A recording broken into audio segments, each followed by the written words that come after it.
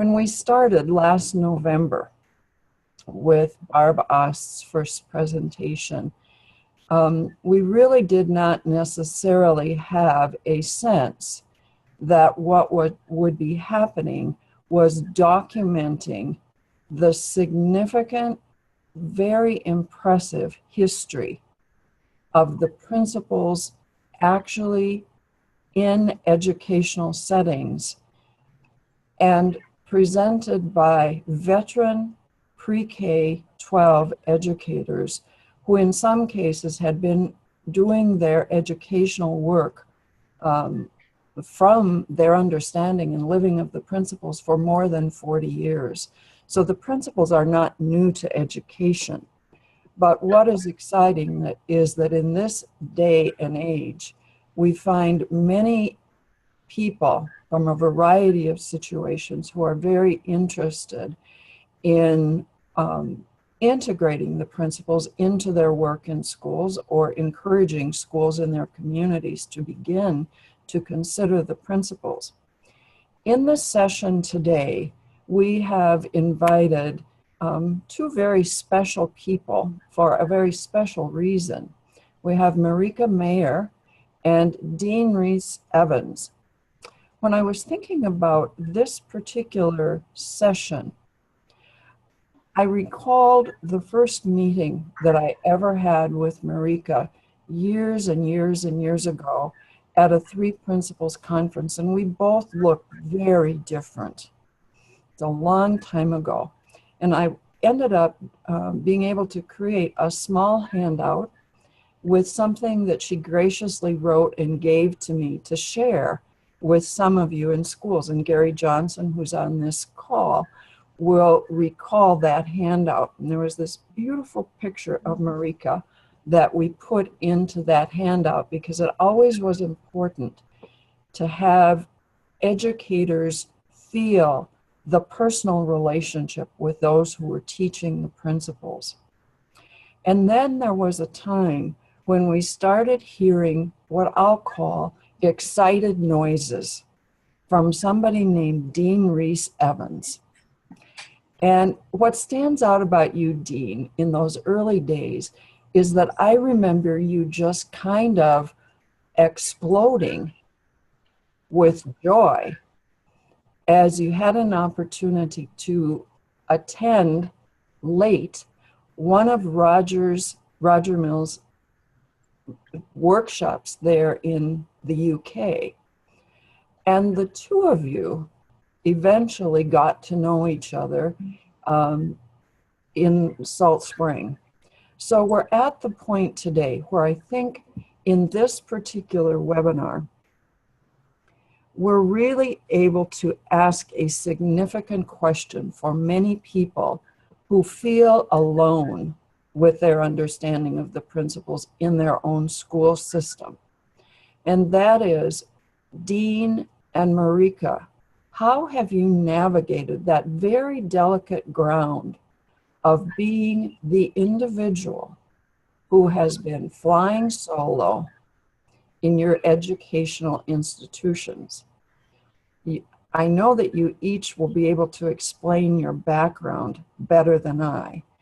I know that you both have learned directly from Sid Banks and from other teachers, and that in this webinar series, we have some presenters who learned directly for their entire lifetime, really, professional lifetime, from Sid Banks, and others who for geographic reasons, financial reasons, never had an opportunity to even meet him in person, but learned from people that he had taught. That's the reality of dissemination in education. So we invite two veterans to share with us today, and I'm excited. I'll say ladies first. Thank you. And so I invite you to visit with Marika. Tell us a little bit about how you began to discover the principles and what happened. And then absolutely. Yeah. Well, it all began when I was 20 years old. I had graduated from my early childhood education program on Vancouver Island, where in the same town that Sid and Elsie came from. And I was lucky enough to land a job in the college affiliated preschool. And I loved my work. I loved children, and everything I did was with my best efforts towards those kids and towards life. Let me preempt this a little bit by saying, up until that point, I was at that point, I was considered successful. I set out to reach my goals in my life and in my education. I had this niggling feeling that there was something I was still missing, even though I'd reached all my goals. And that kind of concerned me. But I still had the best interests of students at heart, and I just jumped into my work and into my life. I worked really hard. In fact, I almost knocked myself out trying to do my best for my students. I saw the deficits, I saw the problems, and tried to address them. And with, as much caring and kindness, I did my best. Towards the end of that first year, I happened to run across the teachings of Sydney Banks. And at first, it was meeting some of the people in the town who had gathered together to hear some of his recordings, because he had already moved to Salt Spring Island. He wasn't there personally. And there was a little poster outside my preschool that one of the parents had posted. The meetings were at her house. And I was attracted to the message on the poster because I'd heard about this man from a little booklet before. It was just serendipity that it should show up on the telephone pole in front of my school. And so the principals came to your school. That's right. So interesting to me. We were a little bit nervous going to this meeting. I was just a kid, really. And, I had my husband and a friend in tow for support. And we walked into the room and met the most kind, loving, vibrant people that I had ever been around before. And something really touched me by the energy of those people. And I must say, they were not the typical people that we hung around with socially. So it was a bit shocking to myself that I would enjoy myself so much with these people who were much older. They had families, they were doing different things in their lives than we were at that point. But we loved it, and there was no turning back. And then we had a chance to meet Sid and hear from him directly. And really what happened is there was a switch from looking at the world innocently from outside in.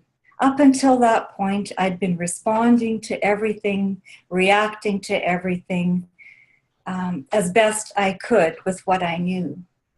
And somehow listening to spiritual facts, just facts about life, got under the radar of my thinking and elevated how I was seeing life. It shifted from blaming outside situations, from feeling like a victim of whatever circumstance was in my life. All of a sudden, my story started changing. I came home from work. Instead of coming home with stories of little dramas and difficulties that had played out, I came home with stories of beautiful things that happened with students. So I didn't really understand what had taken place in the early days. It was a shift in feeling that allowed the door of understanding to open. Mm-hmm. And first I saw it in myself, right? It was my thinking created what I was seeing. And I learned that more deeply as I continued to listen. So it was so valuable to listen to the words of Sid Banks, and above that, the feeling that he was conveying to us, because it allowed us to see what was deeper inside us. Something dramatic happened in the second year when I went back to school. Upon returning, of course, my efforts and my love for the students was equal, but the amount of stress I had diminished. I just enjoyed being with the students, and the ideas that came to me, how to handle certain situations, came from a feeling of understanding and connection with the students, instead of trying to figure out the correct way to do something or the best, practices, how things are done. It was intuitive. I didn't know that it was possible to work from such a feeling state, and the results revealed themselves much more readily than they ever had before.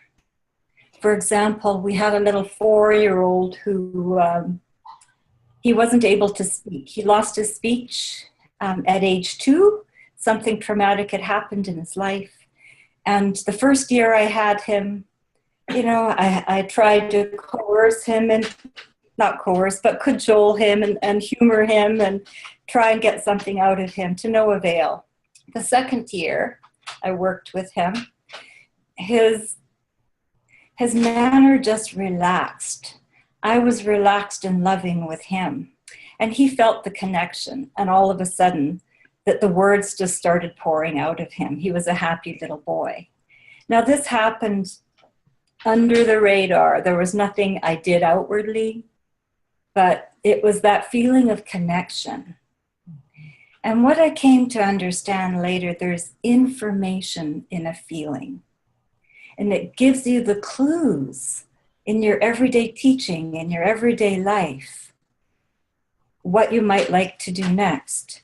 I'm inspired by hearing the source materials of SIDS, and then I go and live my life.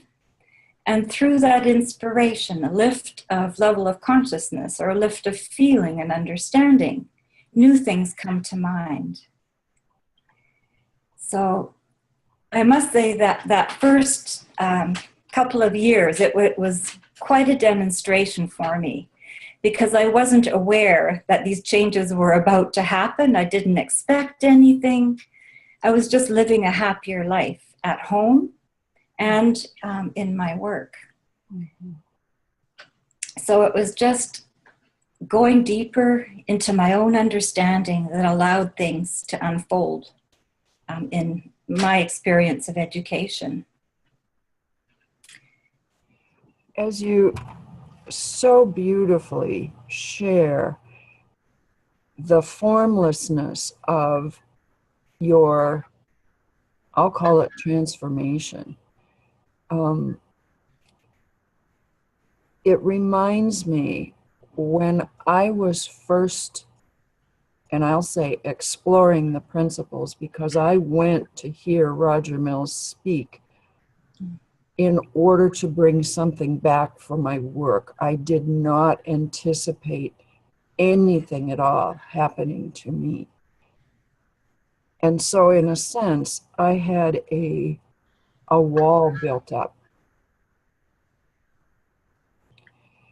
And when I came back,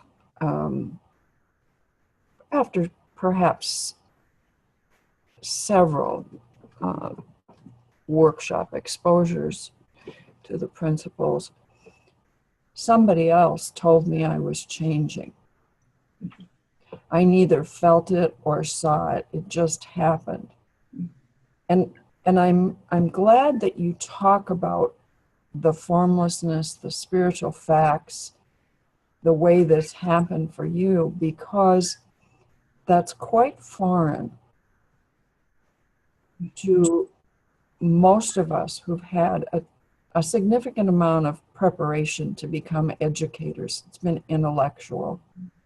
And the fact that I love the words when you said that you learned that there is information in a feeling.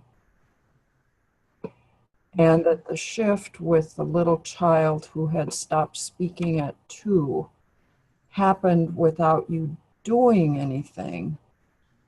And by doing, I'm thinking of what does a teacher do to try to get a child to begin to speak, it's speech therapy and so on. But that child's transformation happened because of the experience of the relationship with you. And then there was something deeper that you were living from. That's mysterious, but it's real. Absolutely. And it happened to me from listening to Sydney Banks. I was transformed, and I saw there was something in me not being aware of. There was a part of me that was touched that I didn't know was there. So when I turned and worked with students, I would look at them and thought it must be the same for them. They're living their world with what they know, and how lovely to connect with them. So you could make the leap from, if this happened for me, well, then it must happen for my students too. Yeah. That's lovely. That's huge. That's a teacher who saw something very deeply, very early. And you just leaped from point A to point B without having to have a how-to. That's quite lovely. That's right. Yeah. Interestingly enough, the how-tos always came after the fact. I would notice, oh, this is what we did today that made the difference. Something would just occur in the moment, And then later on, I left school, I worked, well, actually, before we met Sid, because my impression of the world was not so great out there, we decided children into the world. Look at the world. It was the 70s. It was Vietnam. It was all these other things going on that were not so. And then the shift in feeling happened to me. And I realized, it would be a pleasure to have children and to have a relationship with them and share the world with them. So that was, a surprise. So I took time off and, we moved to Salt Spring. We raised, we had 2 children. And then when they were, 9 and 6, I decided I wanted to go back into education, perhaps not in the role that I had had before. I'd had lots of time learning with Sid and other people. And I was invited to a position in the school district as a classroom assistant, an education assistant, because I seemed to understand something about self-esteem. They liked it when I talked about that. And that was the big buzzword in those days. So I did that for a number of years. I worked as a English language learner assistant, helping foreign students. There were many Asians moving to our area, and the school was full of students that needed support. I worked as a youth worker. Funding always changed in our district, so I had to go to new positions. So I would retrain and go for something else, and being a youth worker was amazing. And now for 5 years, I've been a career advisor working with high school students, helping them find their way through high school and kind of making the next decisions in their lives. And this has served me so well in every capacity. You use it in different ways. Sometimes I've been asked to formally teach this. When a colleague would notice something and say, I like what you've done here, or would you be willing to come and do some sessions in my classroom? So I would work with at-risk classes, or I would work with a grade 8 humanities class a few times, doing a series of classes to share the understanding when asked. It was not my role in the school to be doing this. So it was an honor when somebody would ask me. And at other times, I shared it by living it. When a student would walk in my office, and we'd look them in the eye and just share a nice feeling. So things that came to me to help or work with the students were a result of me going back to my source. And then having more to give. It was like dipping into the well. Did you ever have a sense of urgency to get other adults in the school system to get on board? I was very respectful. I would have loved other people to jump on board, but it was not my role to, I know in the early days, when we first met this, I thought everybody had to hear this because I was so touched and impacted. And I learned very quickly that that was not being respectful of where other people were. So I learned to gravitate to those that had a beautiful feeling, support and encourage that feeling, and from there things developed. But I did not stand on a soapbox telling people, here's something you should be paying attention to. You know, as much as I knew in my life it was important. If anybody ever wanted to talk about it, I was more than ready and willing. Of course, you know, it's my pleasure to share. But often it just was sharing common sense.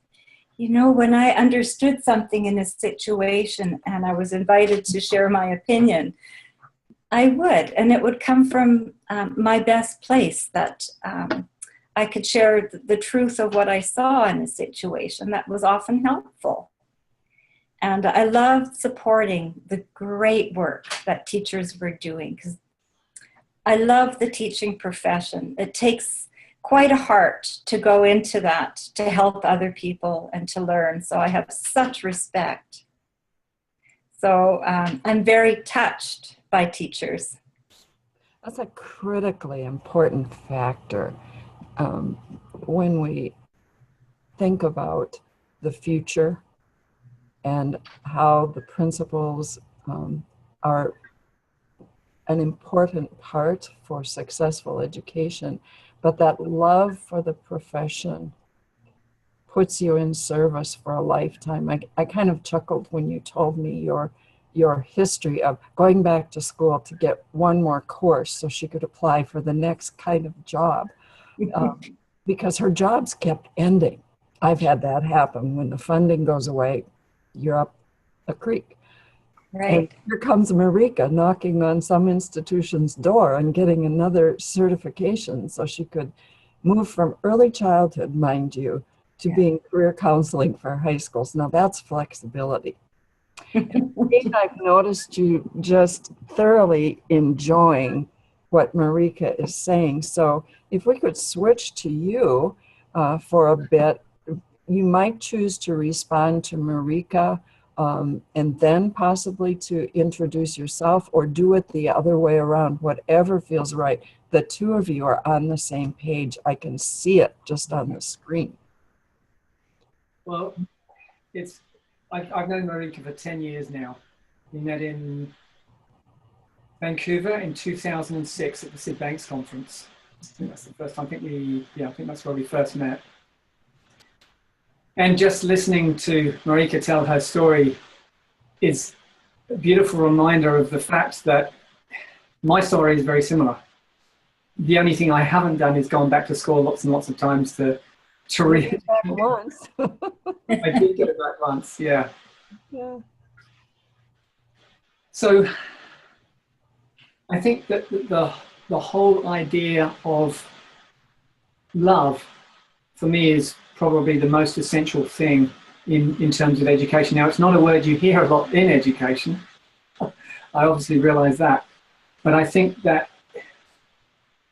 I'll go into my story in a minute, but the one thing that I noticed very quickly was that the only thing that I needed to do was to love the children. And everything else just falls into place. And so, although I didn't go and do a lot more courses, I did go from school to school to school, which I loved to do, because it gave me this beautiful opportunity to meet lots of different teachers and lots of different children. So I had a broad spectrum experience of the, as Marika was talking, I was thinking it's fascinating to look at how you can one day be working with A-stream children and on another day be working with the lowest ability children in the school and have a different but as a dynamic experience that you had with the A-stream kids. You know, you can have a day where, because I always say there are, as far as I can tell, in my experience of education, there are only two types of classrooms that we go into. There's one classroom you go into and there's some level of engagement and you always have a beautiful experience. I've always had a beautiful experience in those situations. And then there are the other kind of classroom is, and this can be from A stream right down to the lowest ability. Kids are definitely not engaged that day. Whatever's going on, lots of people joke about, if it's too windy, kids go crazy. If it's raining, kids go crazy. If it's too sunny, kids go crazy. So, you know, there's no way of really knowing. But what I have noticed is that whatever the group you're working with, if they're not engaged and there's not going to be any engagement, that's more like classroom management and just maintaining the children in the classroom. Either way, it would be okay. And the schools would always be happy because no children got thrown out and nobody got hurt and nothing got damaged. So the schools are really quite happy either way. But on the classes where you get that beautiful engagement, and like Marika said, it's something that you can't explain and you can't always see it happening. And I think one of the earliest things that I noticed in feedback from children was the kids in this particular school I was working in when I first met Roger. The kids said, "We like you, sir, because you understand us." And I thought, well, that's curious because I haven't really done anything different. I didn't think I'd done anything different to 2 weeks previously. But suddenly, the children were responding to me differently. So maybe I'll backtrack and make a bit of sense of this and go back to the beginning. So I came across Roger Mills, and my experience was similar to yours, Kathy, in that I was going to see Roger because what I thought I could gain from it was something that I could use with the kids, something that would be useful in schools. Because I'd come across this woman, Margaret Opio, who brought Roger over, and she was writing a new school curriculum based on common sense and wisdom. And I thought, that's just what kids really need. You know, the curriculum is what it is, but it doesn't often contain simple common sense and wisdom. So I went along, and as you quite rightly said, it was touch and go whether Roger would actually let me come on the course because I'd missed the first 2 days because I'd been at school. Anyway, he gave in as long on one condition, that I turn up early on the Saturday and actually have a catch up with him on the past 2 days and then sit down quietly and listen. So we do that, have a lovely catch up. And I sit down and listen. I don't know what he said, but I just remember at the end of the day, I felt hollow, like physically hollow. And the only thing I could equate that to, at the time being a practicing Buddhist of 14 years, was that in Buddhism, the Buddha talked about the great emptiness. And I thought, wow, I wonder if that's what I'm actually experiencing, this hollowness. Maybe it's the emptiness that the Buddha spoke of. And my brother's girlfriend was there at the time, and she said, no, I don't like this feeling at all. I can feel it too, but it really scares me. So the next day we came back, and Roger said, has anything occurred to anybody or any stories people want to share? Of course, my hand shot up, and I said, the one thing that I've noticed is that it feels like someone's flipped a switch in my head and all my thinking has just disappeared. And I didn't realize how much thinking I was doing before. And had another beautiful day, went home, had a lovely evening. In the morning, I got up to get ready for school. I'd had breakfast. I was standing in the kitchen, just washing up my breakfast things. And I found myself starting to laugh, and I couldn't stop. What's it, I think, jokingly calls cosmic humor. And I was laughing so hard that my belly hurt and I had to hold on to the kitchen sink to stop myself from falling over in the kitchen. I didn't know what to do with it. I just couldn't stop laughing. And the only thing that went through my mind was this. I'd read a book a few years previously called Iron John by Robert Bly. And he talked about, as we get older, we take all our psychological baggage and we throw it into a sack. And the older we get, the heavier the sack becomes. And that's why old people are bent over and, you know, because they're carrying so much with them. And it felt like someone had taken a really sharp knife and they cut the bottom of my bag of psychological baggage. And it was just pouring out of me. And I had to hold on to stop it from myself from falling over backwards with the weight. And I got to school that day and I knew that my life would never be the same. And my relationship with the children had completely changed. The level of engagement changed.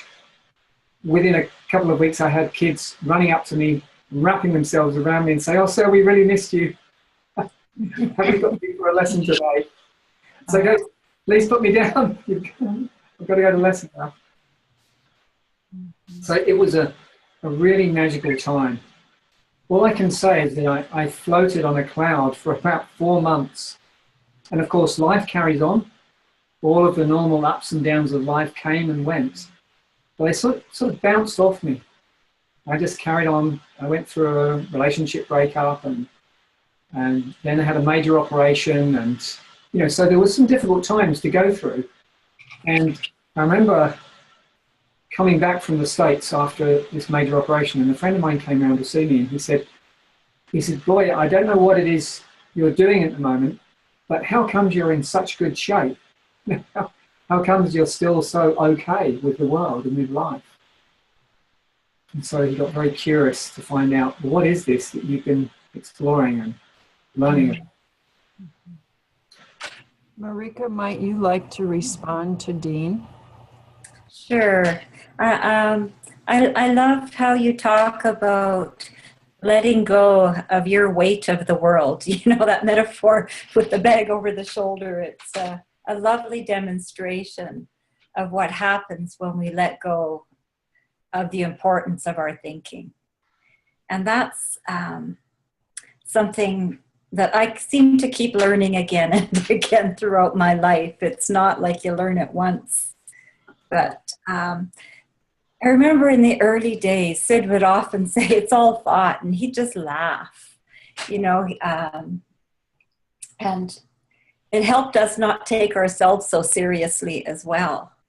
And I was quite a serious young person, quite a serious teenager. I knew there was something out there. I had been a searcher through church, through the group therapy, sensitivity groups that were so popular in the day. I was a very early searcher and was often the youngest at those sessions with university students and adults.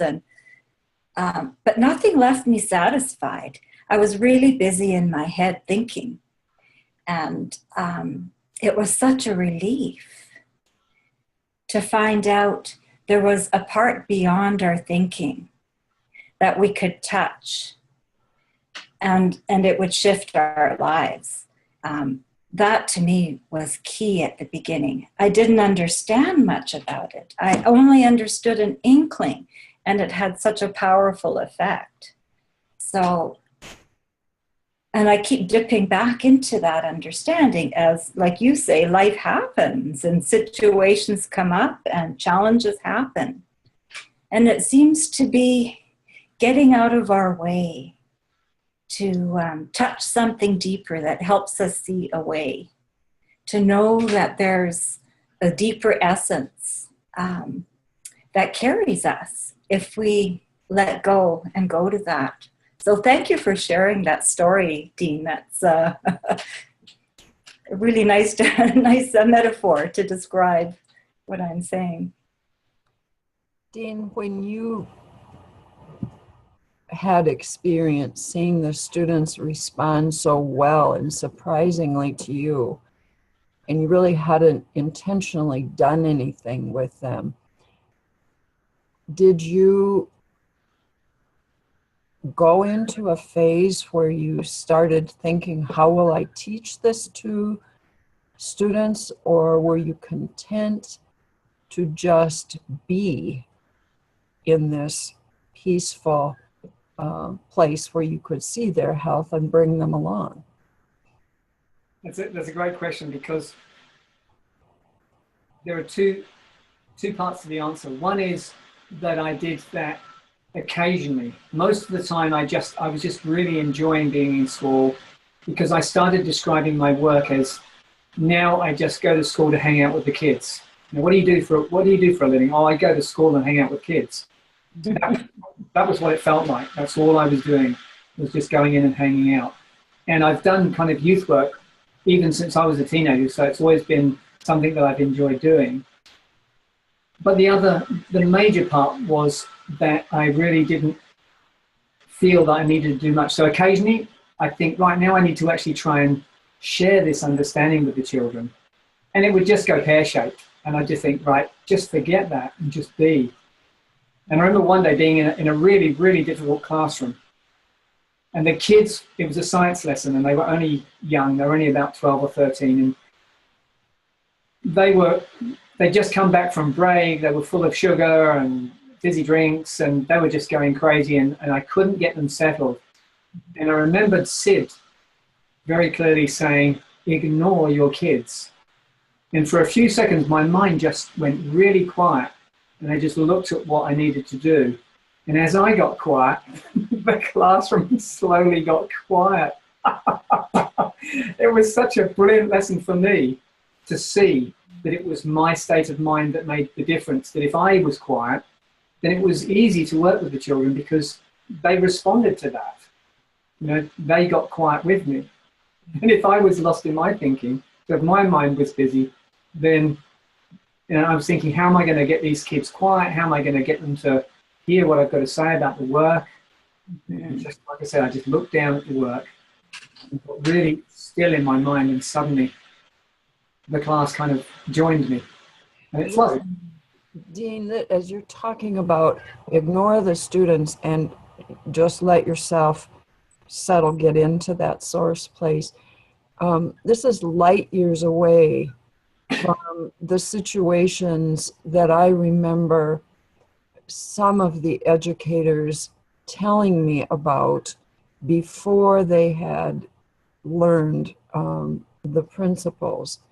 And it involved things like children throwing desks and the educator yelling at the top of the voice, or educators seeing other educators through the door being out of control with the children, and knowing they needed to go into that room and, you know, be a temporary teacher while the other one stepped out in the hall. And I'm not saying that education is that way. I have a very favorable view of the dedication of teachers today, but what you're talking about is light years away from the kinds of solutions that have been talked about in the education profession by leaders, government officials. And I'm not critical of that. I've been part of it.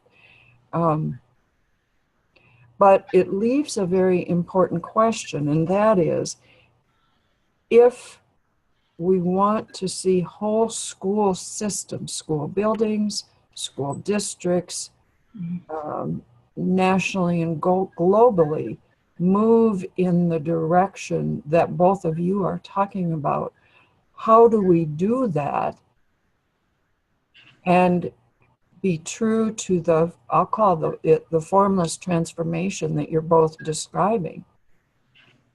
You know, it's a huge question. And maybe at a little bit later in the discussion with participants, we can come back to that question. I know, Dean, that you made a significant turnaround to try and figure out how to document results with teachers and students. Can you talk about that briefly? Sure.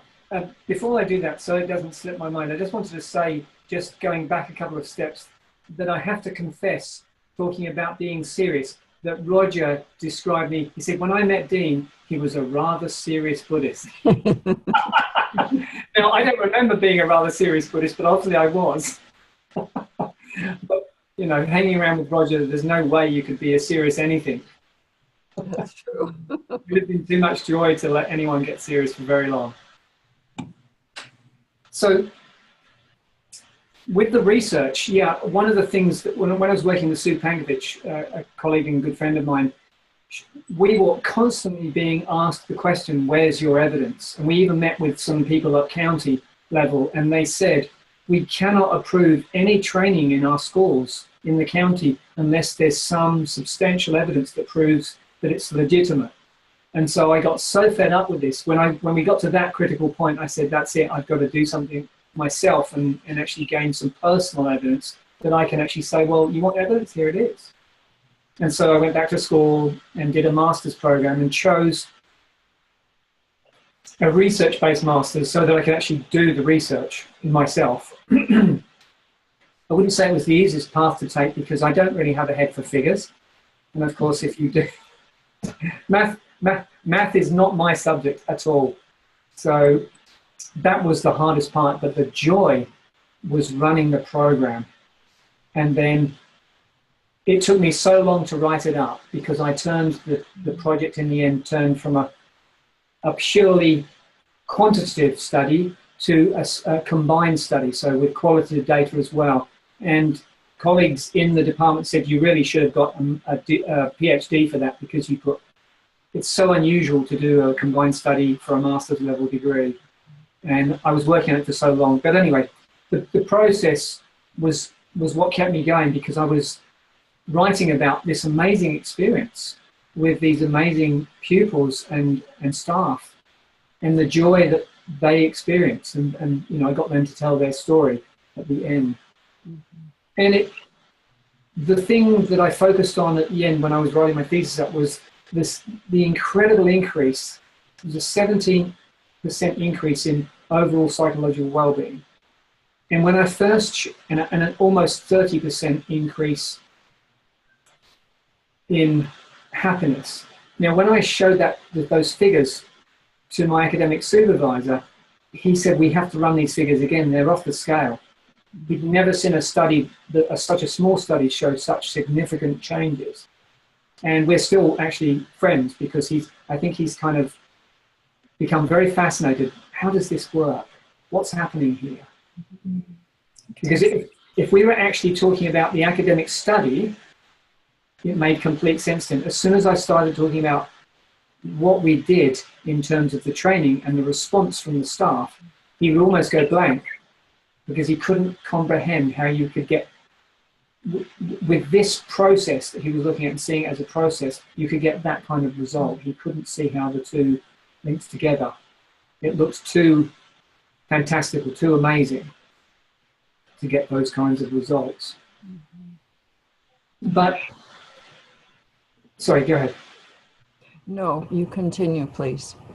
So, it's still a useful study for people to use. If people are in education, you know, it's freely available on my website. If anybody has any problems and they want that, just send me an email and I'll send you a link on Dropbox. I'll send you the whole thing. At this point in time, there's just a handful of master's papers or theses that have been done in education. And Krista is on this call. She has done one of those. There's a young man who was a young man at the time he did it in Menominee, Wisconsin, someone named David Simpson. And Quinn Cashin on teacher stress, not so much on the principals directly. But with my years being affiliated with the university, I've learned a couple things, and that is because I was just non-PhD, I was basically doing a community program, and I had the opportunity to see a lot of really established, globally known researchers, and science is very different than education, and yet it guides education. And one of the things that I've come to understand is that it's helpful to be careful, thoughtful about the words we use when we talk about what we are doing to measure our results. Because in the long path to heavy duty science that a federal government or something like Castle will recognize, there are many steps, and it can start with something as simple as an individual teacher keeping notes on what happened with 4 students. And then it can turn into a reasonable program evaluation that you use in other settings. And then it can be an exploration of theory. I mean, we can go all the way down. And eventually we get to the argument that is the gold standard. Do you have a control study? We have none of those. We have none of those. We're not even close to being able to do them. But Dean has captured data that suggests how you can measure what you are doing. And mind you, that he falls in that category of having been one who worked solo in schools. You would have said, maybe that wouldn't be possible. Supply teaching. It was basically his relationship and his, I'm going to call it modeling of what he is knowing and living and sharing with students that earned him the right for somebody inside of a system to say, this is worth you doing a pilot, a little study on. And then look at the incredible work he had to do, go and get a master's degree, put that data into a form that could be signed off by that university to say, yes, this qualifies for your master's work. And then to even say, this got more complicated. Maybe this is a PhD level. It's not what it was intended for. But Dean has done something really significant. If you just go back to what did he see that first day after being in Roger's training, he's laughing in his kitchen, and he's dedicated and stays all the way that he gets this degree so he can start to measure it.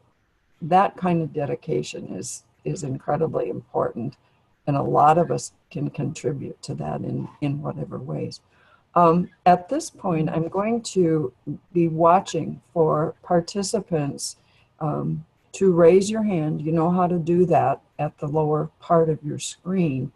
And now and then I have a good sense of who's having something going on, so I may invite you to speak up too.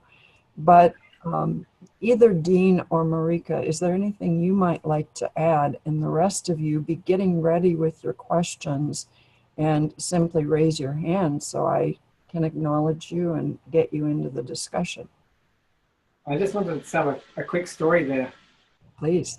It struck me while we were talking about the research. One of the schools that I went to, I'd seen this guy down the gym, and I'd been feeding him academic papers that I'd got from Roger and various other people, Tom Kelly, and he'd been reading them. And then one day he called me up on a Thursday and he said, "Oh, Dean, can you come to the school tomorrow for an interview?" And I said, "Oh, sure. What's the job?" And he said, "Well, you'll find out when you get there." And I said, "Okay, it sounds interesting." And this is how the interview went. So this was a school that I'd done supply in, and the kids kept saying, "Look, why can't we have you as a full-time teacher?" And I said, "Well, that's up to the school." And they said, "Well, how do we get you in?" And I said, "Well, just go to the front desk and keep telling them that you want me as their teacher." So the kids did this. And then I get this call, I go to the interview, and this is how the interview went. There was the principal and my friend that I used to see at the gym, and he said, the principal said, "We don't know what it is you do, but we've heard you're good at it. Can you come and do it at our school?" And if I said yes, the job was mine. And what I ended up doing in that school was wonderful work, because it was a school in transition. They were a failing school. They had a very small population of about 700 pupils, and it was in an army area. So you get a lot of kids in transition as the parents move around the world with their military service. So it was a tough school to work in, but I always had a good time there. And so they asked me to take over the role of senior team call-out. And I'd done this in a number of schools where they found it was far better to send me out than a senior member of staff who's, number one, they're overworked. Number two, you're calling them away from paperwork usually when there's a troubled student outside.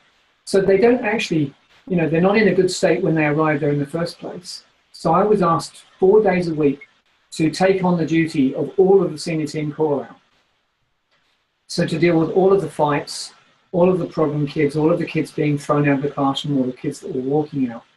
And then 1 day a week I had to run the behavior support unit. And so I got to know most of the children in the school, because sometimes they'd just be wandering around the school aimlessly out of the class because they'd had an argument with their teacher. And it was a wonderful time. So I ended up working there for a couple of months on contract.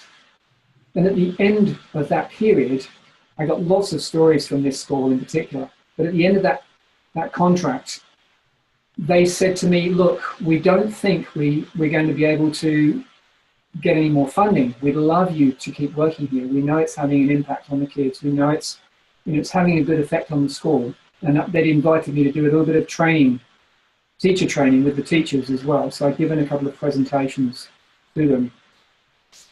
And so I thought, well, I'm not a senior member of staff and they're probably not going to give me the same opportunity to say goodbye to the kids. So I just started mentioning to a few of them that I had really good rapport with, that you just wanted them to be warned that I wouldn't be there after the summer.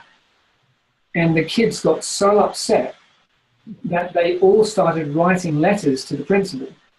And a lot of them couldn't even write very well, but they made a really strong effort to make the head teacher know that how strongly they felt about the effect that I was having in the school. And one day I was up in the staff room at break time and I got a call from the principal's secretary, and she didn't sound very happy. And she said, Dean, you need to go downstairs and go outside on the school field. And I said, oh, what's the problem? She said, the senior team are outside. The kids have gone out on protest and they won't come back in. Oh my God. So I had to go out onto the field and encourage almost the entire school to go back in. And they did. And I said, look, I really appreciate the sentiment, but you've really got to go back to school. And there were this small core of the most difficult children in the school, and they were right at the back of the field, and the senior team was standing around them like military guards. And the head teacher just said to me, look, please get those kids back in their lessons. And again, I just had to say to them, look, I appreciate the sentiment. You've done what you've done. It's made your mark. You need to go back in. And they just got up and went back in. So you sent the army home. The army could go back and carry on with the work. I noticed Krista Campsell enjoying this conversation quite a lot. Might you like to add something, Krista? Sure, I'll maybe turn a light on. There. Yeah, great to hear both Marika and Dean. You learn something about people every time you listen. It's wonderful. There's a few things that I really want to say that resonate with me as well. And I think the first one would be about the title of this, something about flying solo. And that's what we do in education. As a classroom teacher, you may have an aide that comes in a little bit here or there, or a volunteer, whatever. But basically, we are all flying solo in education. It's all really about what's going on with me in my head.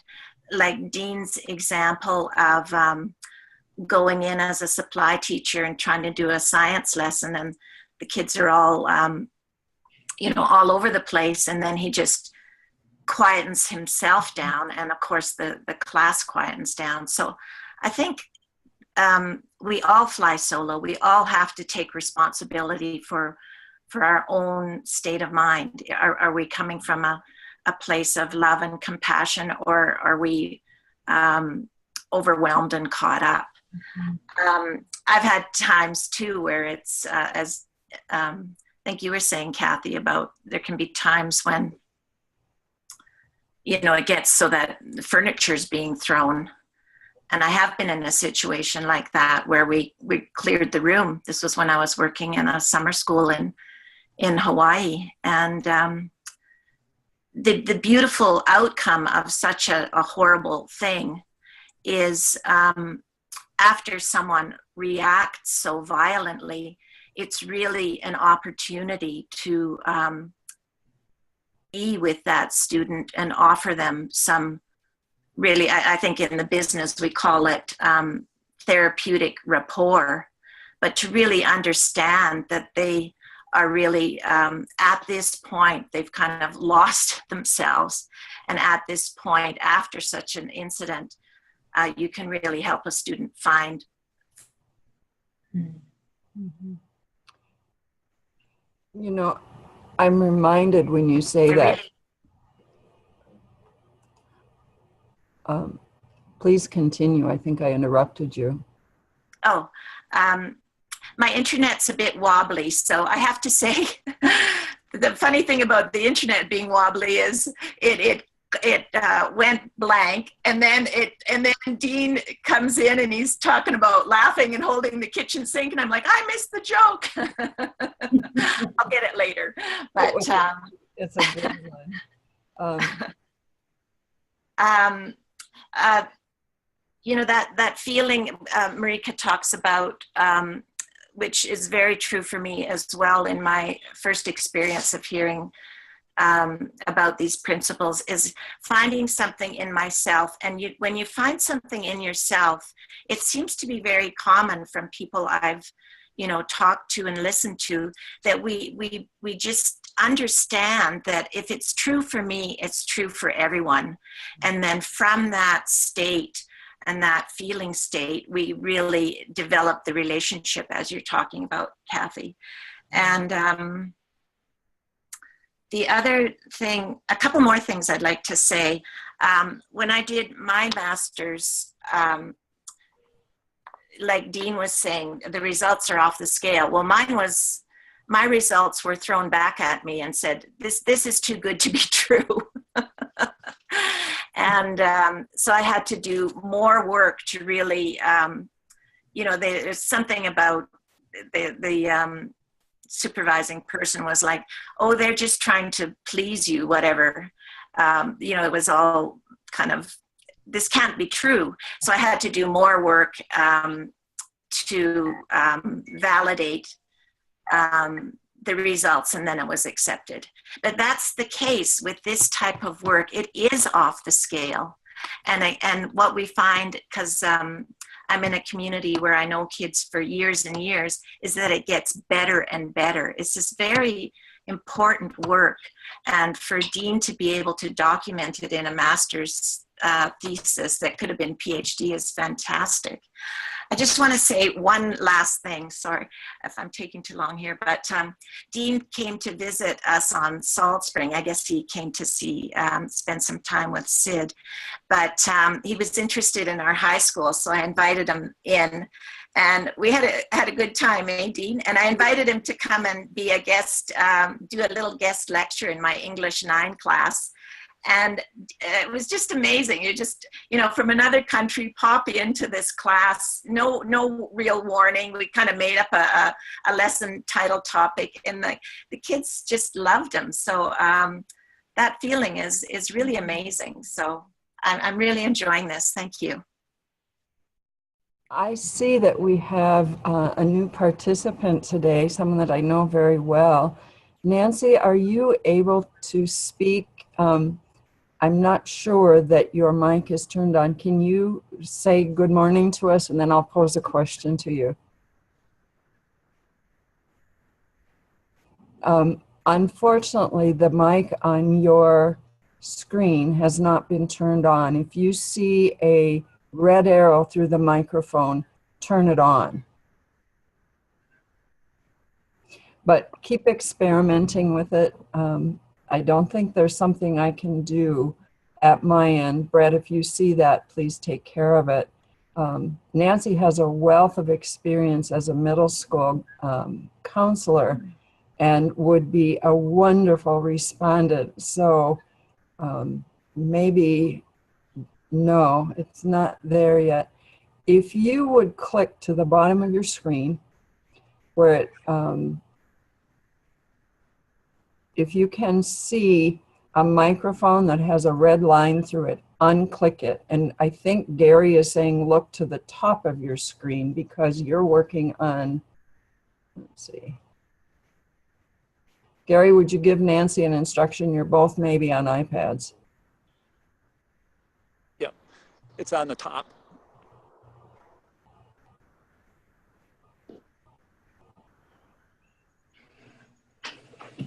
Okay.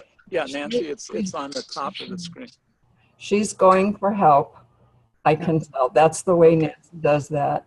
And we'll get back to her. So thank you for the assistance, Gary. Would you mind offering your thoughts and responding to things that you've heard Dean or Marika talking about? Oh, sure. You know, it's just, I'm reminded the power of just of being in a situation where you could be a little nervous about possible outcomes and a disruptive classroom, but as an example, but that whole ability to just catch your breath and feel grounded again, and then have the insights come and the feeling shifts and the rapport that changes, and as Dean was saying, just to be able to love kids is so powerful, and kids read that so clearly, and not only do we do well when we're grounded, but we make those connections. So I love that reminder, and the power of that is amazing. So. Thank you. And magic has happened. Nancy is. Yeah. I think it's because we're both in. All right. Have you got me?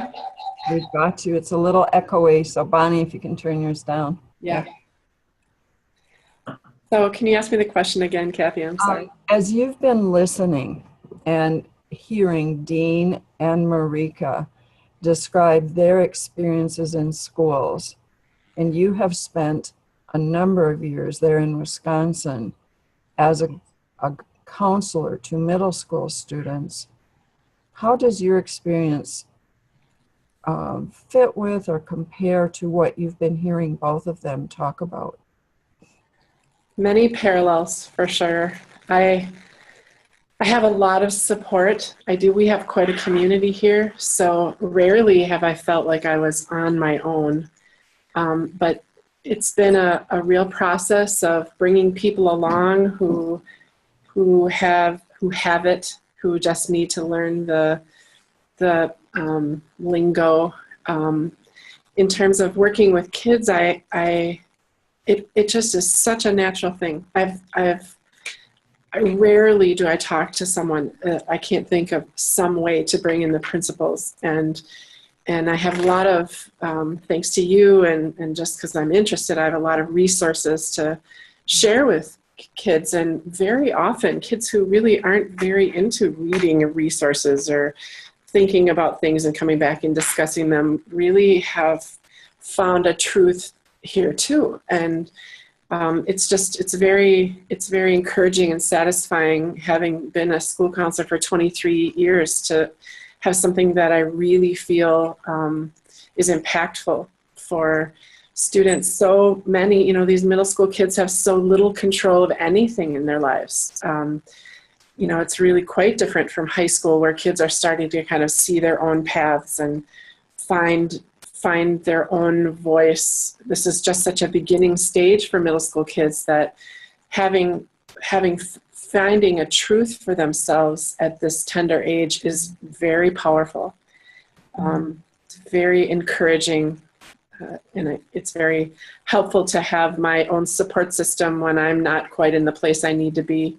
I feel like I can get centered, that's the word I want to use, more quickly than I used to be able to. So I feel like I'm more useful to people. There's a cute story I remember about Nancy, and you know how while you'll meet an educator who is just really having her eyes and ears open for passing the understanding on. And at one point, the middle school was moving from an old dilapidated building to a wonderful new facility with many pods. It was complicated to get from point A to point B or find your colleague. And Nancy has a love of art. So I came to visit their school near the time that they had just moved in. And as I walked in, there were all of these crooked arrows, right angle, left angle, multiple colors, beautiful drawing that she had posted all over the school. And it was at intersections of hallways, but the wording on it was, it's okay to go there, but don't stay there very long. And that was one of her signature pieces. She's drawn posters and all kinds of things for kids. So thank you for joining us and figuring it out. You demonstrated great resilience today, Nancy. Is there someone else who might like to join the conversation, or shall I call on someone? Let me see. I see no hands up, but I see John Countryman. You're engaged with us today. What are you seeing and hearing? Yeah, I was unable to unmute myself, so I'm glad you did it. Correct. Yeah, I actually have a couple of questions, but something you just said brought up an idea to me. You know how sometimes we say, well, there's a teachable moment. And I think what you were talking about with Nancy was maybe sometimes you're able to say, well, there's a principles teaching moment that's right in front of me. This question really is for the guests, or for you, Kathy, or for anybody else who's on the call, actually. And it has to do with bringing this understanding into the schools pretty much at all levels. And my question is twofold. One is, if you are a member of staff already, let's say you're, I don't know, a fifth grade social studies teacher or something like that, but you've been impacted by the principles, and you're well grounded in the principles, and you think that it could make a difference in your school. But you don't want to be the proselytizer, you don't want to be the evangelizers, but you want to approach the powers that be and suggest that it could be of value in the school. Anyone who's had experience then approaching their administrators or the people who would make those kinds of decisions, I'd love to hear how you went about doing that. The other question I have is, if you are an outsider, in other words, you're not a part of the school system, you are an independent coach or consultant who is already coaching in various domains from the perspective of the principals. What is the avenue to presenting a proposal or meeting with the staff of that school and making a persuasive argument that it could in fact make a difference to both the instructional staff and to the pupils in that school? That's the question of the day. If we look globally, there's discussion about, shall I say, bringing the principles to schools, or if you are inside of a school, how will you best share the principles? And in a sense, this webinar series was set up to focus on what does it look like when you are inside of a school system to begin to live the principles in your educational role if you're already there.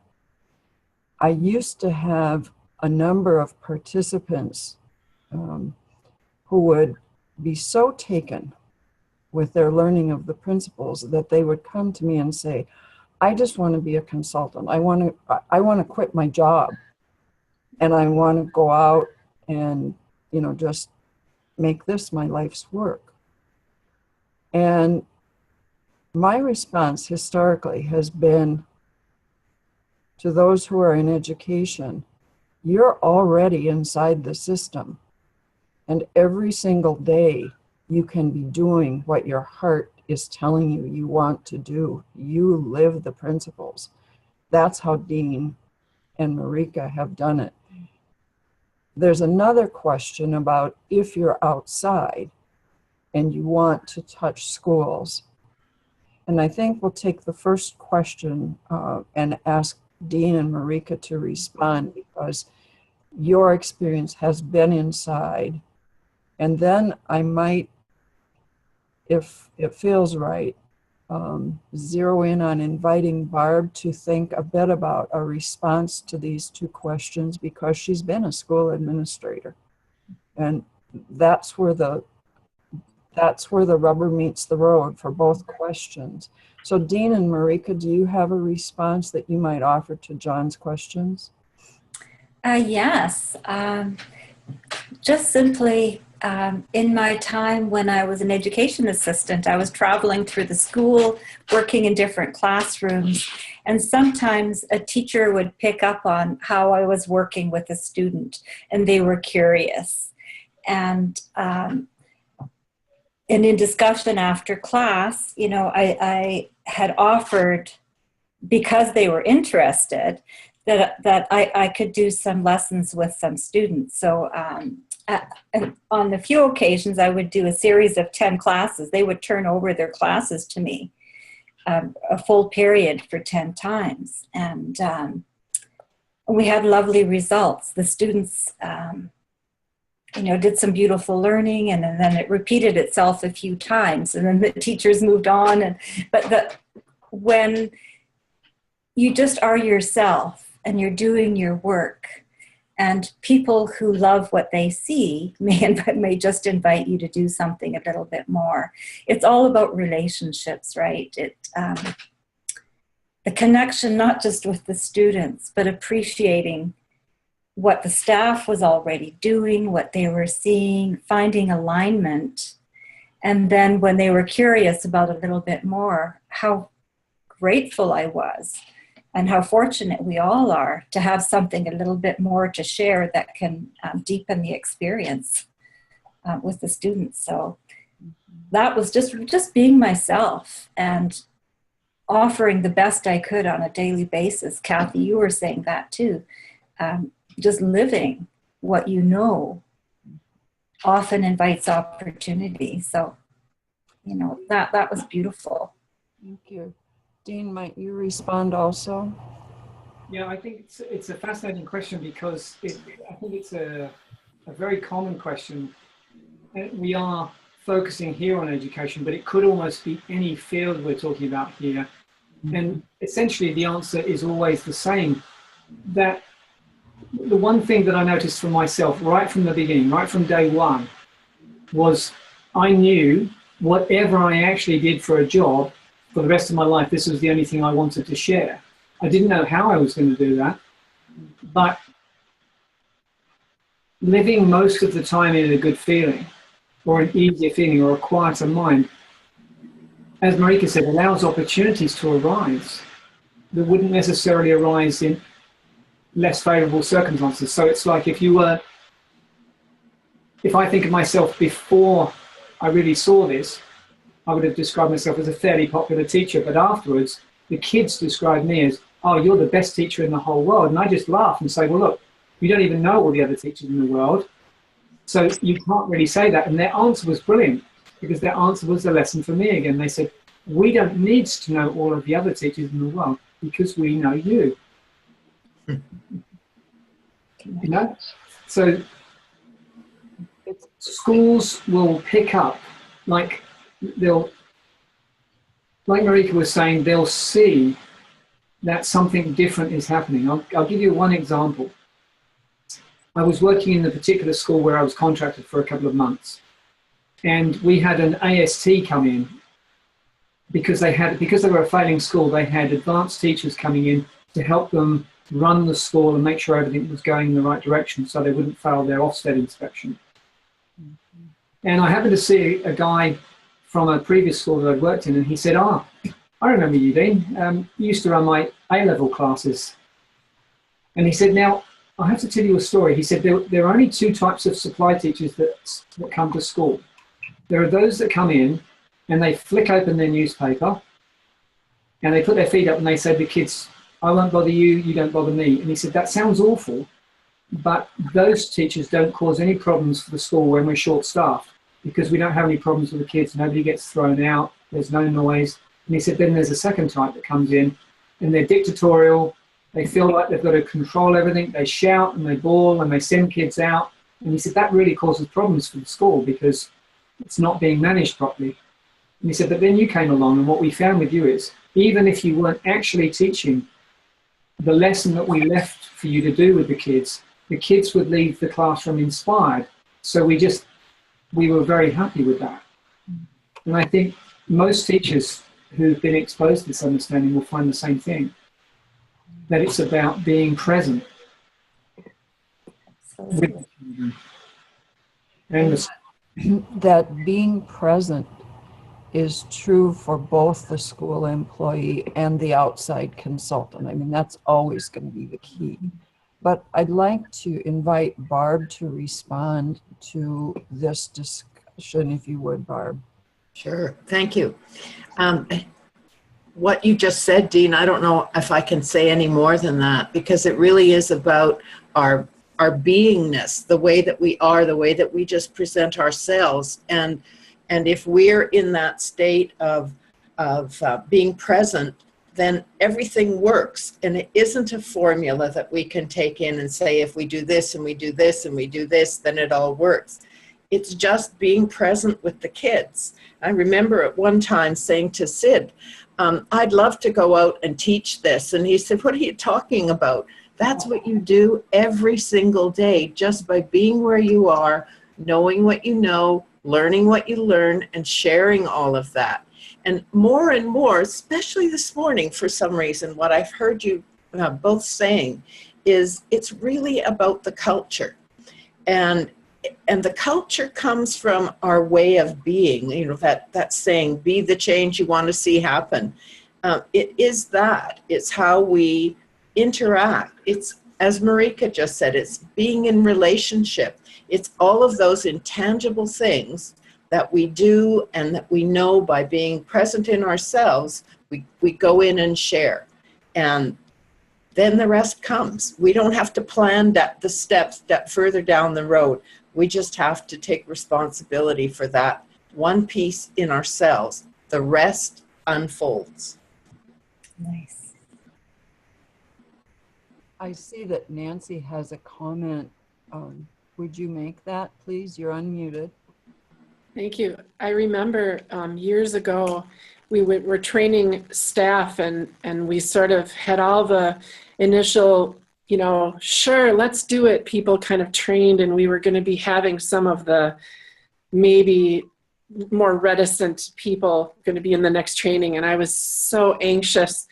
And Kathy just kept saying, just go with a good feeling. People will be attracted to the health.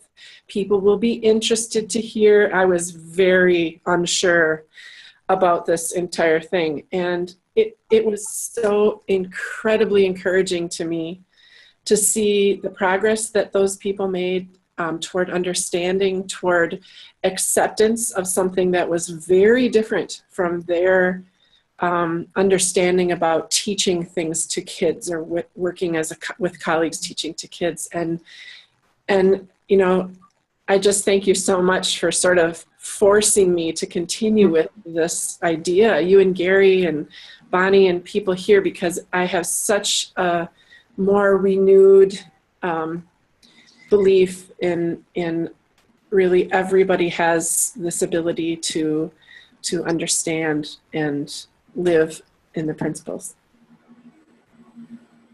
I love that, Nancy, what you're saying. You're describing so beautifully how it naturally unfolds when we trust that it's okay, that it's there. And, you know, how you describe it turns out better than you can expect. So thank you. It's beautiful. It's a joy to have Nancy here today. Now that school is out, she could be with us.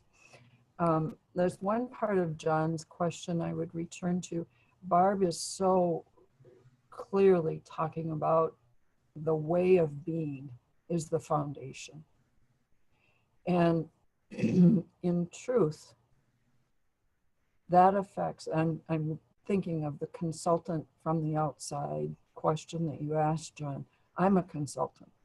I am not a classroom teacher. But that old notion of living in service and doing it for the long haul and doing it not for personal financial gain is really critical from my view for those who want to, let's say, knock on the door of a school system that has no one familiar with the principles. Later on in this series, we'll do one session about that. So you've raised an important question, and it will be more fully addressed probably in a couple of months, 2 or 3 months later on. But we have about 5 minutes left. So I invite anyone who might have a comment that feels important or valuable to share with the group to please do that.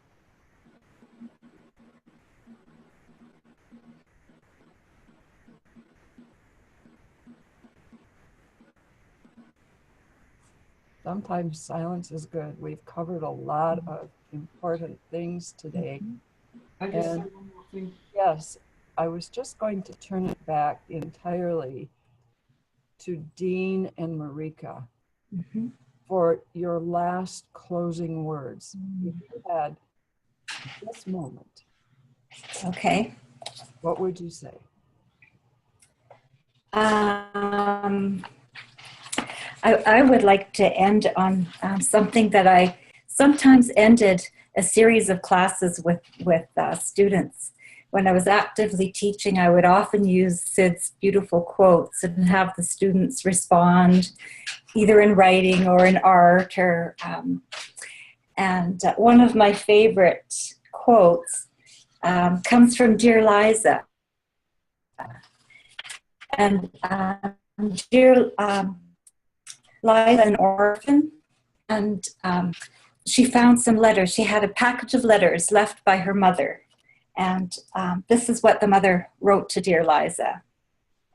Try, my dear, if you can, to be kind and considerate to those individuals who have not been graced as you have.